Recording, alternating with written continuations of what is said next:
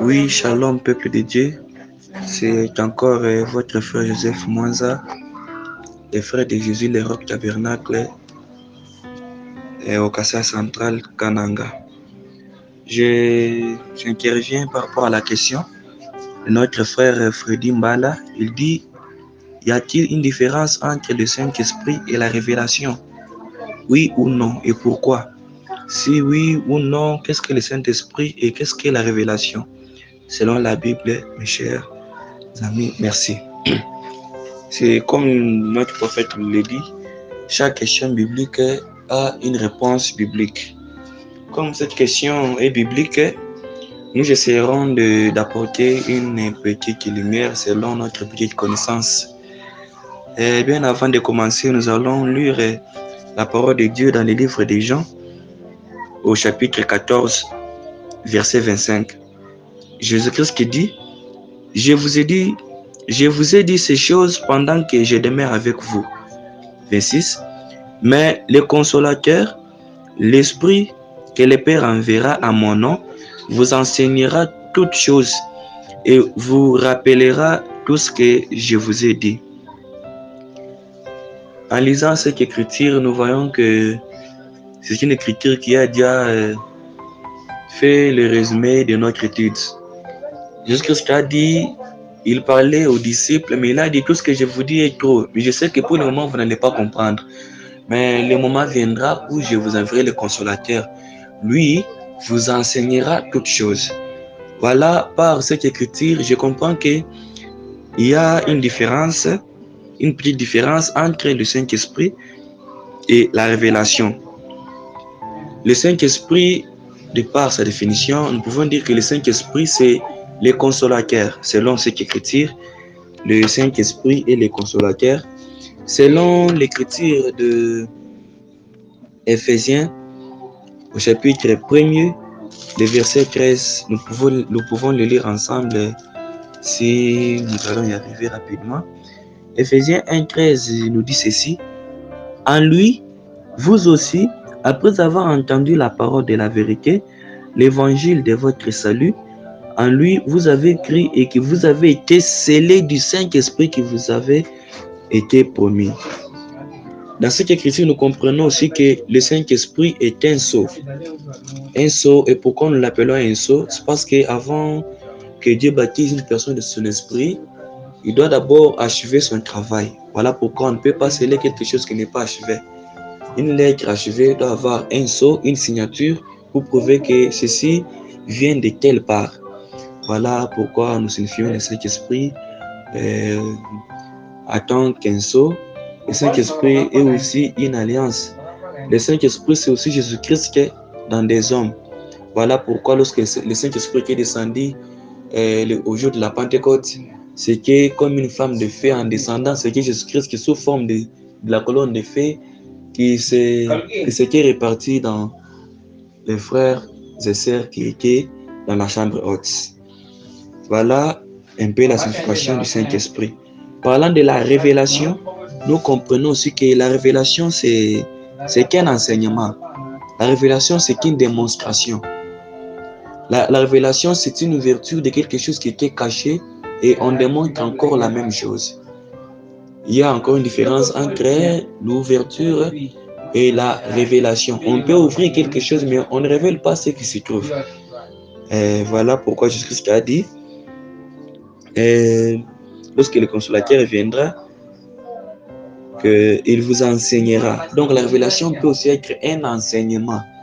Comment ça peut être un enseignement? C'est par exemple, quand nous partons dans nos écoles, universités, ainsi de suite, on peut nous donner une lumière sur quelque chose qu'on ne savait même pas. Donc je vais vous dire, voilà pourquoi l'eau c'est la vie. On démontre cette vérité-là, voilà, on dit ça c'est une révélation. Parce que moi-même, je ne le savais pas, mais on me l'a révélé.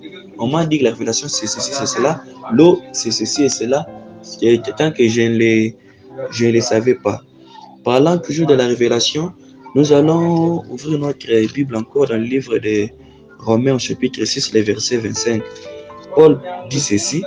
À celui qui peut vous affermir selon mon évangile et la prédication de Jésus-Christ, conformément à la révélation du mystère caché pendant des siècles, mais manifesté maintenant par les écrits des prophètes d'après l'ordre du Dieu éternel et porté à la connaissance de toutes les nations afin qu'elles obéissent à la foi. Nous comprenons encore que la révélation, c'est quelque chose de caché. Et quand on vient ouvrir quelque chose de caché, on parle de la révélation. C'est cela Paul a parlé de la révélation du mystère. Un mystère, c'est quelque chose de caché qu'on ne connaît pas. Et lorsqu'on connaît cette chose-là, on dit, maintenant je suis révélé. On m'a donné une lumière sur ça. Parlant toujours de la révélation, nous allons prendre encore le livre d'Éphésiens au chapitre 3, le verset 3. On peut y aller rapidement. L'apôtre Paul dit encore aux Éphésiens, il dit, c'est par révélation que j'ai eu connaissance du mystère sur lequel je viens d'écrire en peu de mots. En les lisant, vous pouvez vous représenter l'intelligence que j'ai du mystère de Christ. La révélation, c'est quoi? La révélation, c'est la démonstration de quelque chose, une vérité quelconque qui était cachée et on vient maintenant vous la démontrer. C'est ça ce qu'on appelle la révélation. Et le Saint-Esprit, c'est la personne de Jésus-Christ, c'est l'homme de Jésus-Christ qui est dans une personne. Le Saint-Esprit fera vivre quelqu'un comme Christ, mais la révélation fera connaître Jésus-Christ à quelqu'un. Ça, c'est la vie, ça, c'est la connaissance. Voilà un peu, en quelques mots, pour ne pas prendre beaucoup de temps, nous sommes venus avec cette intervention pour vous différencier un peu la révélation et le Saint-Esprit. Le Saint-Esprit vient avec la révélation. Donc, lorsque nous avons le Saint-Esprit, Dieu nous révèle d'autres choses qui étaient cachées qu'on ne savait pas. Et lorsque nous avons la révélation, nous connaissons qu'est-ce que le Saint-Esprit. Et lorsque nous avons le Saint-Esprit, c'est même Saint-Esprit-là qui nous enseigne, qui nous révèle d'autres choses. Voilà pourquoi Jésus-Christ pouvait enseigner à ses disciples, mais il dit, pour le moment, vous n'allez pas tout comprendre. Mais lorsque le consolateur viendra, cet esprit-là viendra. Quand il viendra, il vous enseignera maintenant. Donc, il vous révélera toutes ces choses. Voilà pourquoi une personne qui n'a pas le Saint-Esprit peut avoir la révélation de quelque chose, la parole de Dieu. Ça, c'est sûr. Je peux prendre l'exemple de l'apôtre Pierre. Lorsque Jésus-Christ leur avait posé la question, il y en a qui disent que je suis Élie le prophète. Il y en a qui disent que je suis Jean-Baptiste. Il y en a qui disent que je suis ceci et cela. Et pour vous, qui suis-je? Pierre a dit, tu es le Messie, tu es le Fils unique de Dieu. Et Jésus-Christ a dit, ce n'est pas l'eau et le sang qui t'ont révélé ces choses, mais c'est mon Père qui est dans les cieux qui t'a révélé toutes ces choses. Voilà, Pierre avait eu cette révélation avant la chambre haute. Il avait eu cette révélation avant la descente du Saint-Esprit.